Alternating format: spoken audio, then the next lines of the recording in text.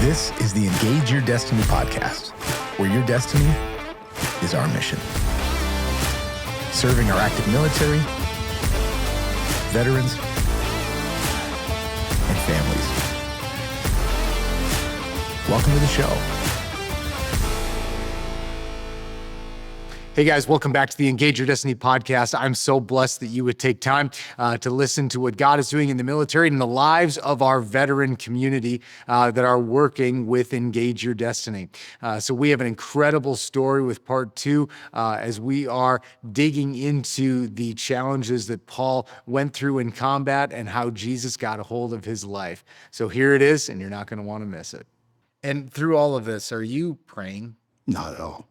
No thought of God. No. There's nothing. At that point, I would say I was agnostic at best, if not branching into atheism a little bit. So What's fueling you? What's driving you? me, my Paul, who Paul is, and the persona that I wanted to. Well, I wanted to show everybody from my childhood that I wasn't that person. Yeah. And look at me, look how great I am. And I was gonna die on that cross if I had to make sure everybody knew that they were wrong about me. I had a guidance counselor in high school tell me that you better get used to working with your hands, boy, because you're dumb. I wasn't dumb. I was extremely smart. I was unchallenged and afraid. Yeah. So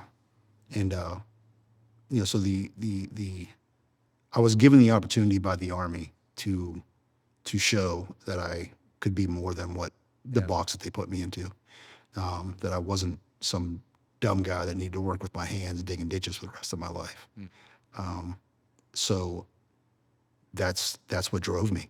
It drove me every day. All the missions that we had, and, all the buddies lost, all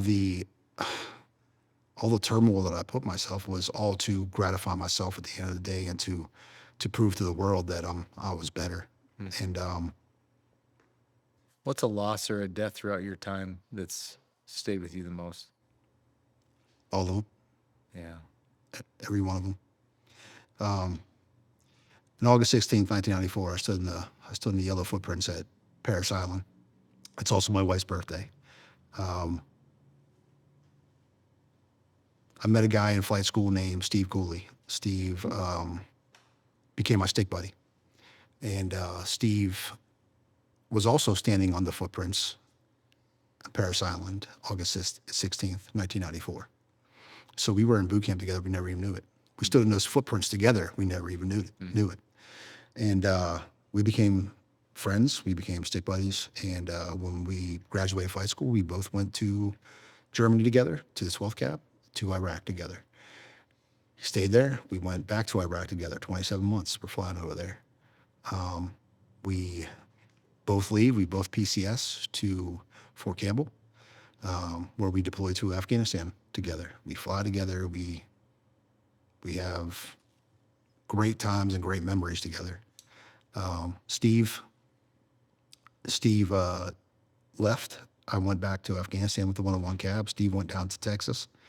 And within a couple months, it was about 6 months, we were downrange, I think. And we heard there was a crash, and we knew that Steve and Mikey Tharp had both left 6101 and went to that unit. So we're all messaging him from from Afghanistan, and we're like, hey, man, hey, you guys okay? You okay? Steve, where you at? Steve, come on, man, answer me. Come on, brother, answer me. He couldn't. They went into the trees at about 120 knots, and it just turns into a meat blender at that point. So they lost three souls that night. Steve was one of them. He was an instructor pilot. Mikey Tharp was a safety guy, and should have been the safest flight going on, but from whatever reason, whatever happened, they didn't come home that night. The second one, the second biggest was Gary Farwell, the guy that trained me the entire time in that first deployment in Iraq. Taught me how to fly, taught me how to do dust landings. Well, actually, Eric Adler, Eric, you're my man, taught me how to do dust landings, but Gary taught me everything else. And I flew with Gary more that first 6 months in Iraq than anybody should fly with an IP, but it made me so much better and so much stronger because of it. We got back from that deployment, and Gary went to a training unit in Germany and ended up getting into severe icing, and they just fell out of the sky. They just went dead, dark, and they ended up burning in. And yeah, again, meat grinder. Flying is so dangerous. It's inherently dangerous. So you get this Like flying helicopters is dangerous. You get this sense of godlike cockiness almost, this arrogance that you carry with you because you feel like you're untouchable. But the track record says and shows that it's there are brave pilots and there are bold pilots and there are old pilots, right? So try to be the old pilot, not the bold one. But how do you do that when you're in combat? How do you do that when you're on a medevac mission, trying to pull soldiers out of hell? So Gary passed. That was the second big one to me. I remember I have a picture of these next three guys. It was myself, a guy named Steve Schrader. Steve lives around here still. He is paralyzed from the waist down from an accident he had at Fort Campbell. You probably heard about this one a couple years back. Yeah. That would have been about 2015, 16. They had a fast rope insertion. The rope, something happened with the rope. It didn't fall away, or, cut away like it was supposed to. Not sure exactly what happened. Ended up in the tail rotor. They're treetop level. Aircraft goes in upside down. The infantry guys that they just put on the ground are the ones that are now pulling them out of the wreckage, in the burning wreckage. Aircraft's upside down. Steve's back was broke, and he's been paralyzed ever since. Steve was a fitness monster, man. That guy would do like 2 hours on the treadmill. He was just a beast. He would run marathons, and he had been a very strong Christian at one point in his time as well, in his life as well. And I think that he has gotten back to that since then, since the accident. But they've always lived a life of faith. Yeah. And Steve has been such a great example to the world. If you don't know Steve, I need to make an introduction. But so I have a picture of me, Steve, and Brian Hornsby standing there coming out of Iraq on our second deployment. And shortly after that, on my wife's birthday, August 16th, 2014, Brian Hornsby got shot down in Afghanistan with a load of SEALs in the back. Saw some laundry outside of a cave, came back slow and low, and guy stepped out. It was already a shoot down team. They shot him down. He fell out of the sky, and that was it. They lost the whole SEAL team, and they got some really good intel out of the mission, and ended up, causing a ripple effect through the Taliban at the time. But we lost them. So there's that picture of me and those dudes, and I'm alive, I'm fine, walking around, and Steve's paralyzed. Brian's gone, and it's like, why me? Why me, God? Why am I the one standing here? Why? And I still can't answer that question. So I think with a lot of people, there's a lot of that survivor's guilt, because those guys were better pilots than me. I'll say it. They're better pilots than me. They were amazing pilots, and they're dead and gone. And I'm here. What's this reason, Lord? Could you still hop in a Black Hawk and do it? I like to say I can. Yeah. So yeah, I could hop in a Black Hawk and go fly. The thing flies itself pretty much nowadays. It's can I jump into a Black Hawk and go land in the harshest environments? Can I go do the one-wheel landings while people are jumping in and out outside the aircraft? No, it takes time and practice. Could I? Yes, did it very well. Can I now? Absolutely not. Yeah. Could I jump into a Black Hawk and the world's going awry and I can fly it from here to there? Sure. Yeah, sure. But not jumping in the clouds, not jumping into dust, Was there ever a time where you thought you were going to die? Oh, no. No. I never even considered I guess that I wouldn't make it. I don't know why that is. Every crazy situation, like the couple I'm about to bring up here, never once did you even think about it other than doing your mission. because it's never about you when you're in the thick of things. Sure. It's about the guy to the left and the right of you, Yeah. and making sure that they're safe. And I've always been that person, even as a child. I always want to do for others, and I always want to keep people safe. I always want to be their protector. Even all those fights I got into in high school and everywhere else, I always saw myself as the good guy. I'm sure most people do, but I always tried to protect someone's honor, came into someone's defense. I'm sure there were plenty of times and plenty of people out there saying, "You're crazy, dude," but that's how I saw myself, and that's how I always felt. And so it was just more of the same. It was just making sure that we're getting everybody home. And that brings me to a couple missions. There was a mass casualty, and this is in 2015 in Afghanistan, down in Kabul. There's a small compound right outside the Kabul International Airport that they had some soft guys at. So 5th Group was there. There were SEALs there.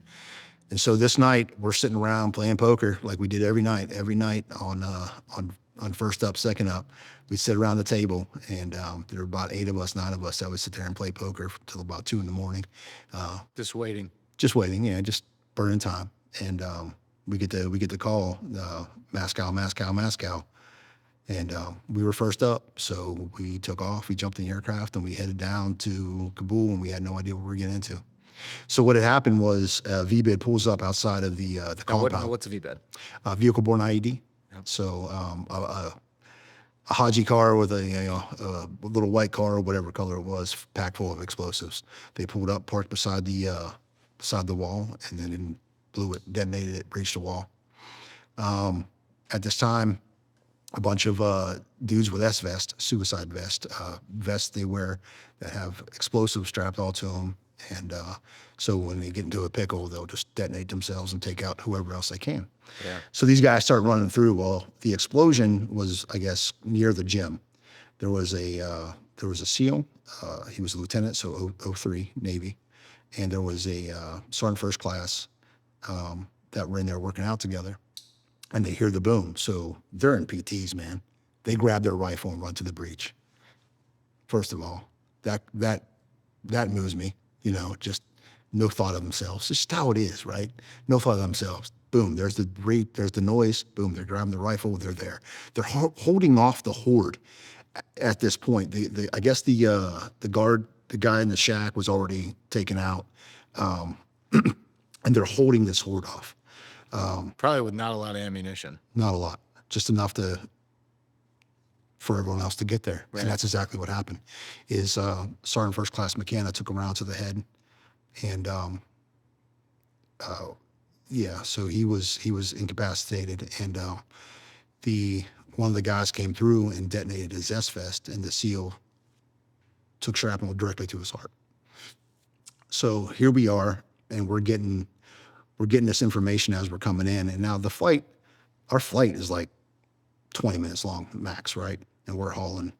And so we're coming in, the Apaches are just getting there on scene. They're circling around the LZ, and we get the cherry call. So it's either cherry or ice, right? As you come into as LZ. What's the difference? So the cherry is it's hot, the ice is it's cold. So ice is good, let's go. Cherry is hot. So we got the cherry call. It's still hot. Well, these are Americans on the ground dying. So we didn't even respond to it. We just kept on going in. As I'm coming in, they're kicking doors right in front of us, still clearing rooms, still clearing bad guys out. Are you landing in the compound? Yeah, we are landing right into the side, the center. And you've got door gunners? No, we're medevac. Oh Medevac, we don't get guns. That's why we have the Apaches above us when we go in. And did you have Apaches? Yes, we did. Yeah. So the Apaches are the ones that called in. So the LZ is still cherry. Yeah. And I'm flight lead in AMC that night, and it wasn't even in our radar to think about not going in. Yeah. So we just kept on going in, and we landed, and things were going crazy there. What does crazy mean? Well, just everybody, they got the guys, they're outside the walls now. The fight is happening over there. They're still clearing the LZ. There are wounded everywhere.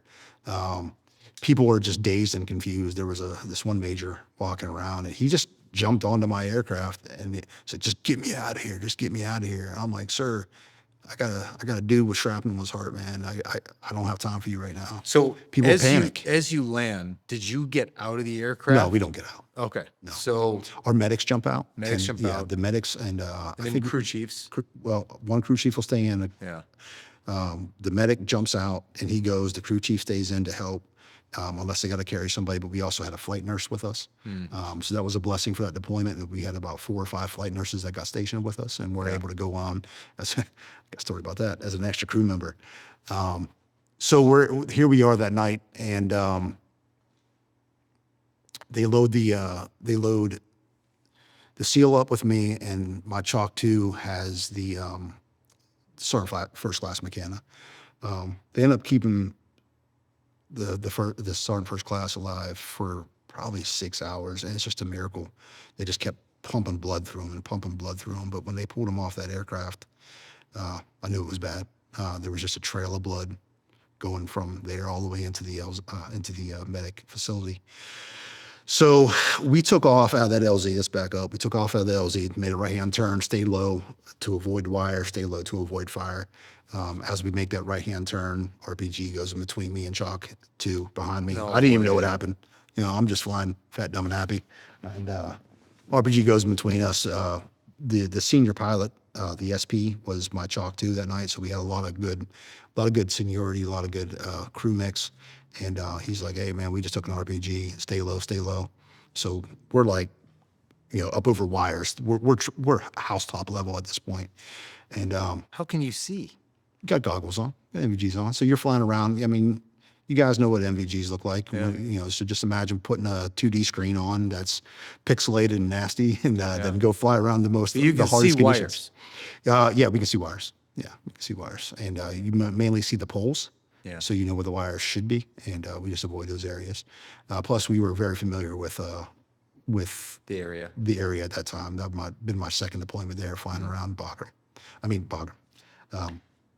Kabul.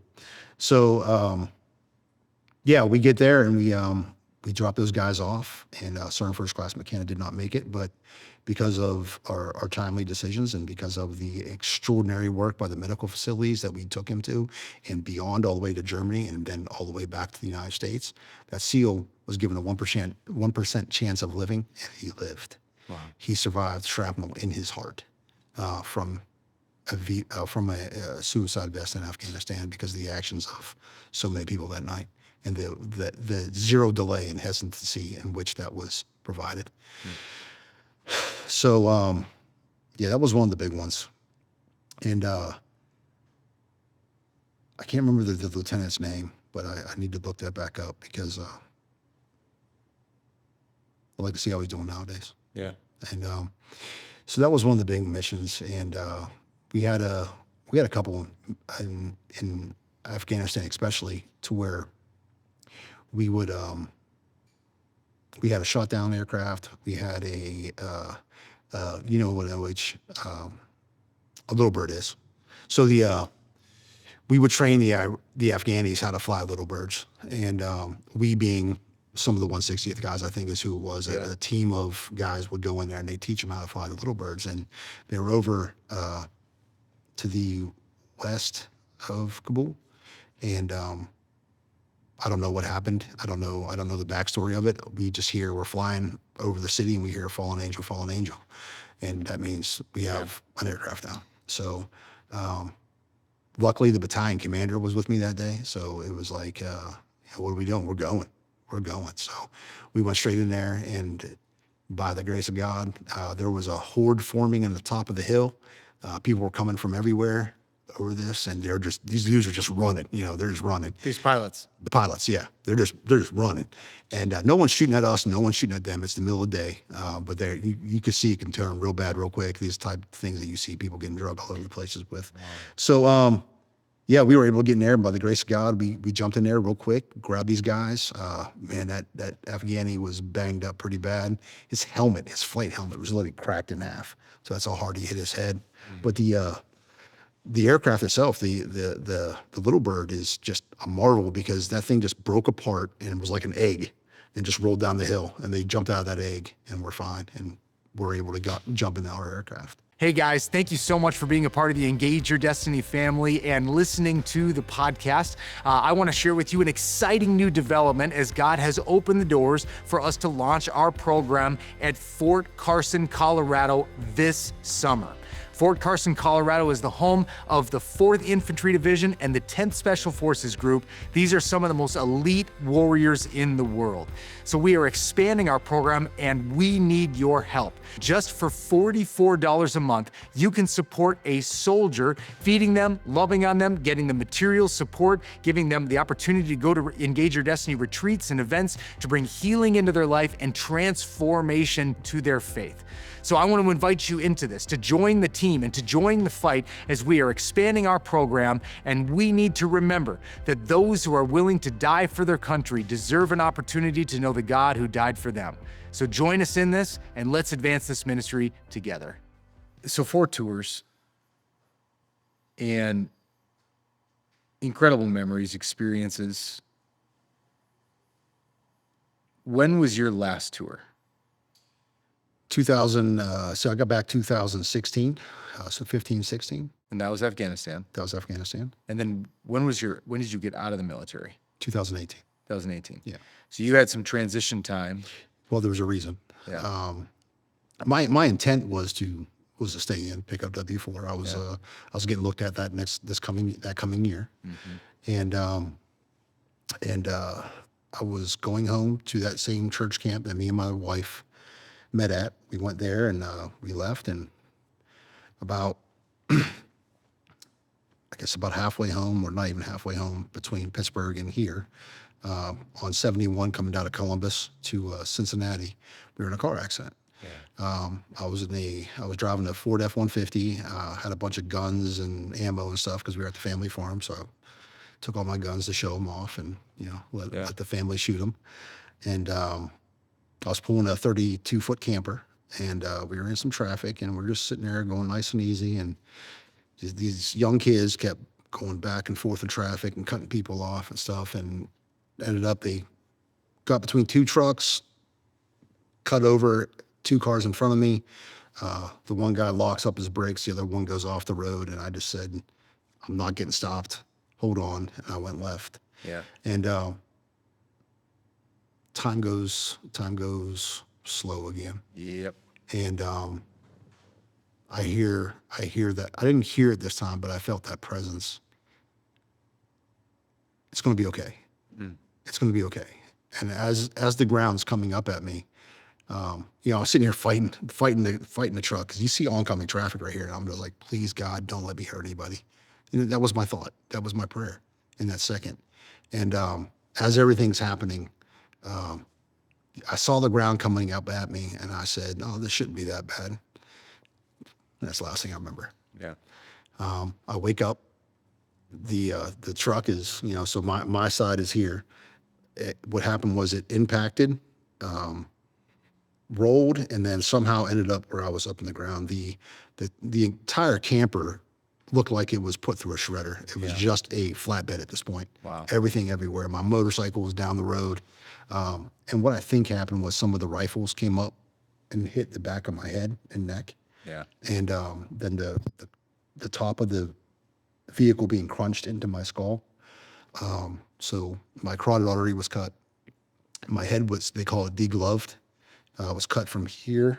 You can see the scar still, but from here all the way down to here. The plastic surgeon did a really good job on this part, but you can see this part very You distinctly. can work on still. the rest, but that part looks good. They let the students do that part because it's under hair. Yeah. But they still carry me there. So, so I come to, and Brooke's like just holding me. She's just holding me. And I come to, and I am completely out of it. I have no idea what's going on. I remember a guy showing up in the window, explain this to me. I am 270 pounds. My wife is 130 pounds. I am suspended in the air, and she unhooks me, and somehow I never fall. I never hit the bottom. She passes me out the window to these people. How does that happen? So I'm laying there, and neck's broken in 3 places. My skull was degloved. which means it was just flopping open. Your scalp looks like a big thick pork chop when it's when it's sliced. And Yeah. it's I had no idea how thick your scalp was, but anyway. So they get me all patched up, and the life flight's coming in, and I'm heading to the hospital, and lady's talking to me, giving me some meds at this point. So I'm coming to a little bit, not quite as dazed and confused. And I found out there's an Apache pilot flying. He's flying my aircraft. And so even on the death of the doors, the desk door, sorry, even on desk door, I still had the nerve to ask that Apache pilot if he wanted me to come up there and land, because I know how unfamiliar he is with landing aircraft. Jeez. So anyway, we get there, and by God's grace, man, I walked out of that hospital 3 days later, and the doctors told me that I should have been dead because my occipital condyle was one of the places that was fractured, and that's where your brainstem connects to the back of your skull. And they said, probably because of my size and stuff, that I was able to still walk and not have any kind of neurological issues. Yeah. Now the TBI took a serious effect. I was in the TBI clinic for over a year, and that really started my downward spiral. Who am I? What am I beyond this? Yeah. All those questions started coming in, like, what is the meaning of my life? What is the purpose of my life? And up until this point, God, you're like Not- agnostic. Agnostic at best. Yeah. Always believed that there was something there, and in sticky situations, I'd find myself, oh, please God, help me out. But I never believed. I never thought there was something like that. I was lost. I didn't know who I was. I didn't know what I was. I didn't know where my future was going. And I remember when I retired, after this accident and stuff. Like I said, I spent a year in the TBI clinic trying to recover, and the Army wanted to send me to a BAE to deploy with a brigade aviation element as a brigade asset. And I'm like, I'm not going back to the infantry to finish this up. I mean, it could be like poetic, but I'm like, I'm not going back to the ground. I'm not doing that stuff again. I'm not going out in convoys and everything. So you're losing your identity as a pilot. Correct. I'm losing my identity. That period. It was the only identity that I had really ever synced up to. Right? Is that this is who I was, and now who is Paul? And I remember I retired, and I said, I am no longer CW3 Paul Jordan. I'm just Paul. I just left it at that. That was my statement, on Facebook, and I'm like, I was lost, man. So I got a job with the as an FSR with the Aviation Mission Planning Systems down in Huntsville, Alabama. Yep. And I spent about 2 years with them, and went to Afghanistan a couple times with them. But this time, man, I was a mess. I was an absolute train wreck. I was drinking every night. I'm talking, gallon or two of beer.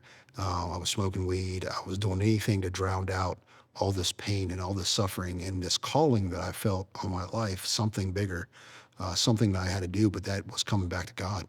That was coming back to Christ. And that was the beginning of the end for me. And that was the beginning of letting go of what I used to be and who I used to be, and that identity that I created for myself, and leaning into the identity that Christ had always had for me, waiting there in the shadows, waiting for me to learn all these things. And so moving forward, my son Jacob, the 25-year-old, had a couple bad situations happen with some girls that were just wrecked him spiritually. And I didn't raise my boys right. I didn't raise them in the church. I didn't raise them to be strong men that fear God. I raised them to be pompous. I raised them to be arrogant. I raised them to dominate people.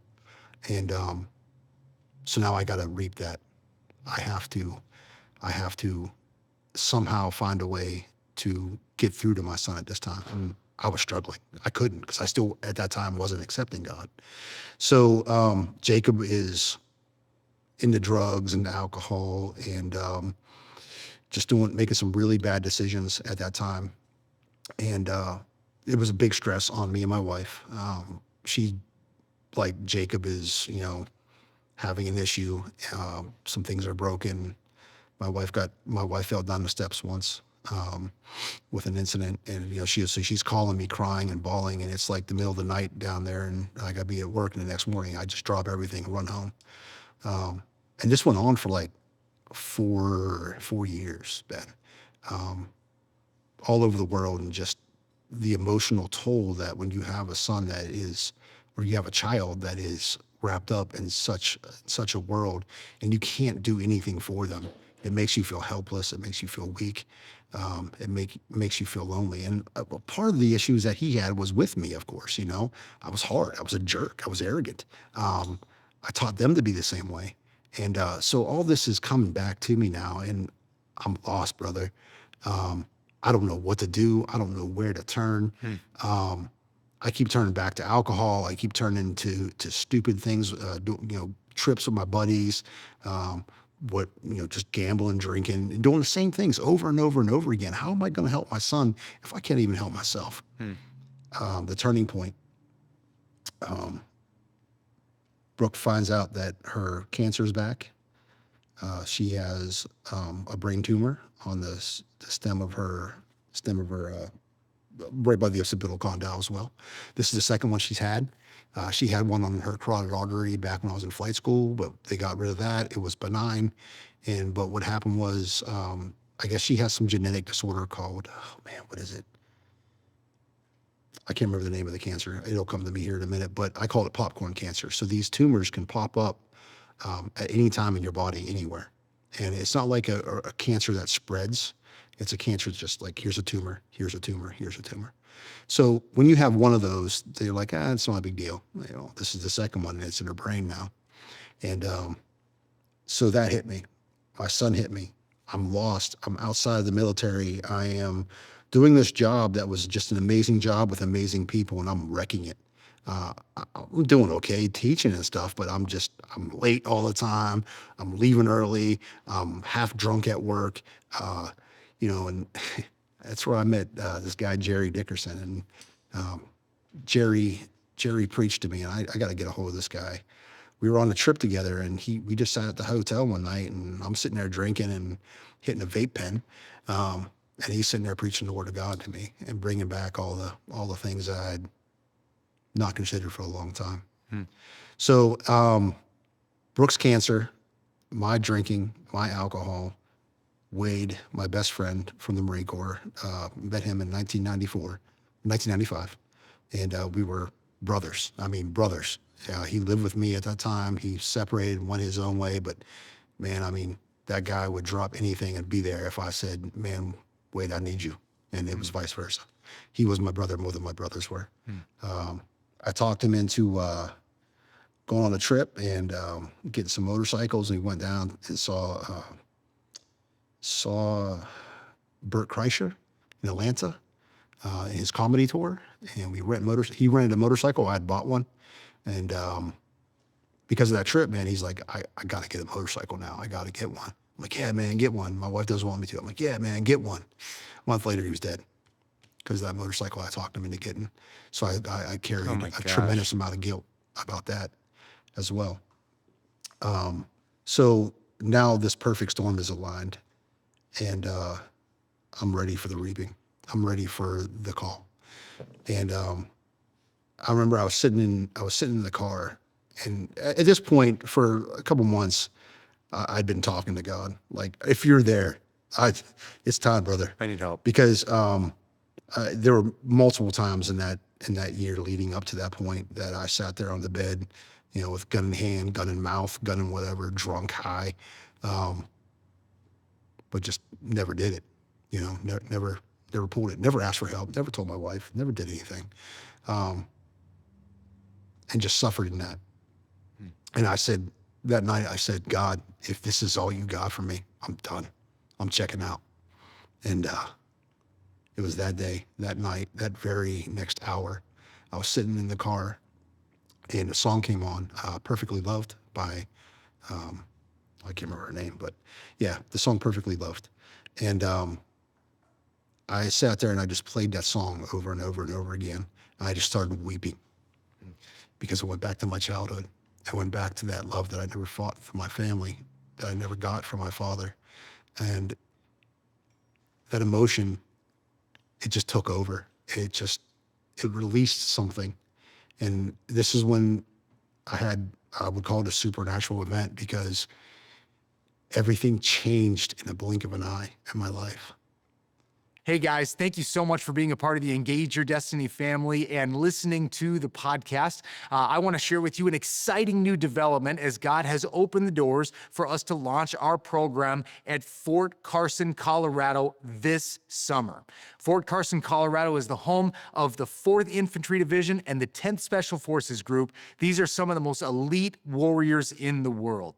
So we are expanding our program and we need your help. Just for $44 a month, you can support a soldier, feeding them, loving on them, getting the material support, giving them the opportunity to go to Engage Your Destiny retreats and events to bring healing into their life and transformation to their faith. So I want to invite you into this, to join the team and to join the fight as we are expanding our program. And we need to remember that those who are willing to die for their country deserve an opportunity to know the God who died for them. So join us in this and let's advance this ministry together. It was literally like God just reached down and grabbed me by the neck and embraced me. And I felt what I call agape love for the first time in my life. Yeah. Full, complete immersion into love, acceptance, kindness. And I knew there was something more. And so as that moment faded, the residual effects lasted, Ben, I'm telling you, for weeks to a month plus. Yeah. There was nothing that you could tell me. Like, I was riding on this wave of energy and love that reverberated. Everyone saw it. My children saw it. My wife saw it. They're like, what happened? And so I tried to explain to them. And, Brooke was very cautious at this point. She still is very cautious because how terrible I could be. Yeah. It's hard for her to believe it after so many years, right? Yeah. That I'm truly back. And that reverberated. And what I realized at that time is that he showed me who I was going to be. He showed me what I could be. And I knew that at that point, I wanted nothing more than to latch onto that and to be that person that he showed, that he allowed me to live as for a couple weeks. Perfect unity, perfect love, perfect acceptance. Just, you are good enough as you are, Paul. Now just work on these things, come back to me, have your faith in me, love others. And I've always been good at that. I've always been looking after people. So in this time, in this month, me and God, we'd have conversations like me and you are sitting here. I'd probably look crazy, but I'm like, what is it, Lord? What is it you want me to do with my life? And he said, everything that you have used, everything that I have given you, everything I have taught you to do since you were a child, you will use to better my kingdom. And I said, how does that, what does that mean? What does that mean? So I had no idea. So I'm like, okay, I ran, during that time with Jacob, I ran a dirt bike racing team. We had about 10 kids, and we would travel all over the East Coast, doing national races, local races, all kinds of stuff. And so I'm like, oh, maybe he wants me to start a ministry like that or start this. And so I started trying to figure it all out myself. And I got very wrapped around the axle about what my direction was. And I met a guy, came in one night to work as a substitute, was out of Atlanta. Yeah. Black dude, big, tough, grew up in the Bronx, street preacher, in your face. And he came up to me, and he wasn't like that with me. And he was like a lion. He was like, Paul, the only thing you have to do is live like that perfect example in the book. And when you're ready, he'll call you up. So, okay, so what's that look like? So now I got to figure out that. Dropped the request to get some schooling, went back, started my master's in divinity, and it comes to a conclusion, not conclusion, but it comes to an end of the story pretty much here with you and Engage. And everything, we walked in that first night after you had called me, And I wasn't sure, Ben. I wasn't sure. I'm like, I don't know this guy. I'm not sure, man. He looks, I don't know. I'm sitting there judging you, and you're looking at me, and I'm feeling very awkward. And I wore the wrong clothes, and I look like an old man coming, And as soon as my wife walked in again, I lean on her. She looks at me and said, "This is it." Like, I'm not so sure. Yeah. I'm not so sure. And she's like, "No, this is it." I'm like, "Okay, we'll see." And it's been nothing but a love affair ever since. But then that night you connected with Emmanuel. Yeah, the very first night. And this dude, his wife died. What a story. His fiance died. Yeah. What was and there's a third thing. It was just that he left his daughter for a year plus. So his daughter had been separated from him for over a year because he was in Korea. And the two women had died a couple years apart. And it's just carried immense hurt. Your first night, you spent like an hour with this dude. Yeah. And now this guy's life is totally transforming. Yeah, he well, because of the Engage retreat that we did, he never faced any of that.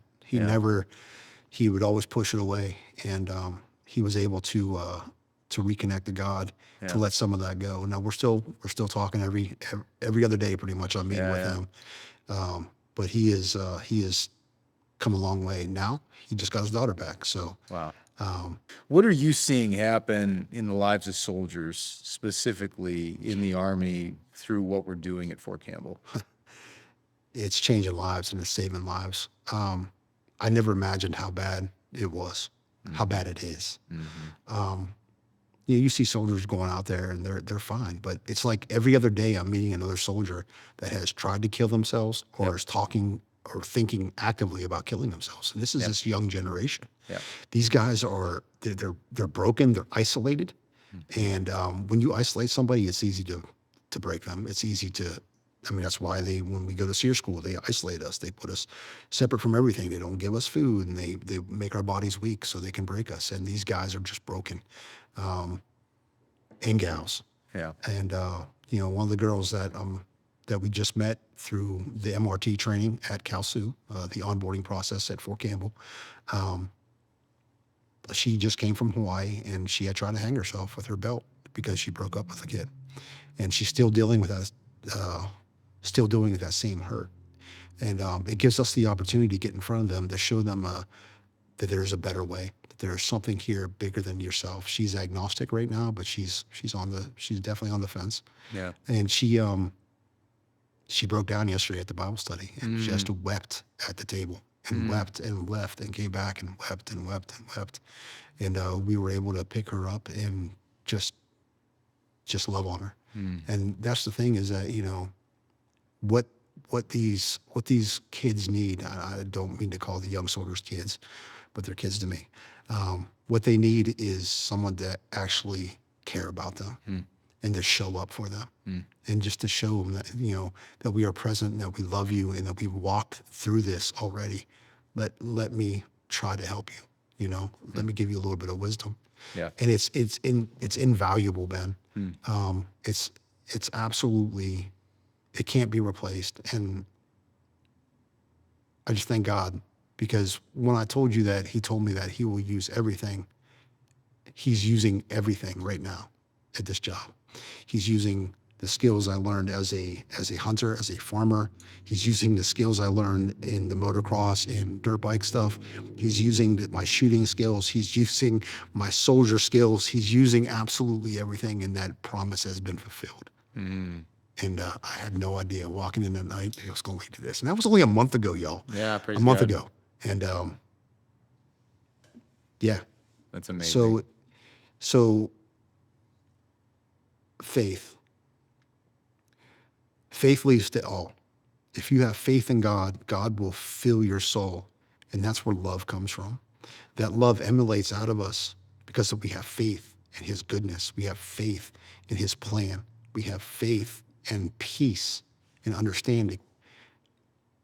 And when you have that, it's easy to love on folks. It's easy to give back when you're not putting yourself first.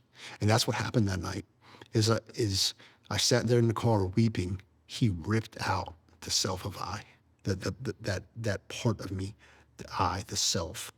And I was able to look with empathy Yeah. at other people, Yeah. put their shoes on my feet. Because Ben, if you had met me 6 years ago, man, forget about it. Yeah. Forget about it. You wouldn't have liked me. I wouldn't have liked you. You're a commanding presence, and I would have took that as a threat. And thank you, God, that I met you. Come on, bro. Praise Amen. God. Can I pray for you? Please do. Yeah. Lord, I just thank you for Paul.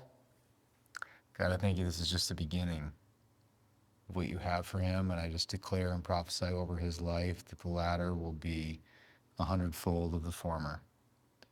And that, God, you would bless him to do exceedingly abundantly above anything he could ever ask, one, think, or imagine in this second half of his life.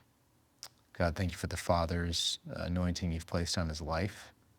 And I pray, Lord, for you to use him for multiplication. Lord, we love you and thank you for the work we get to do with our soldiers. Continue to bless it, provide for it, and guide it. In Jesus' name, amen. Thanks, dude. Anytime. Yeah.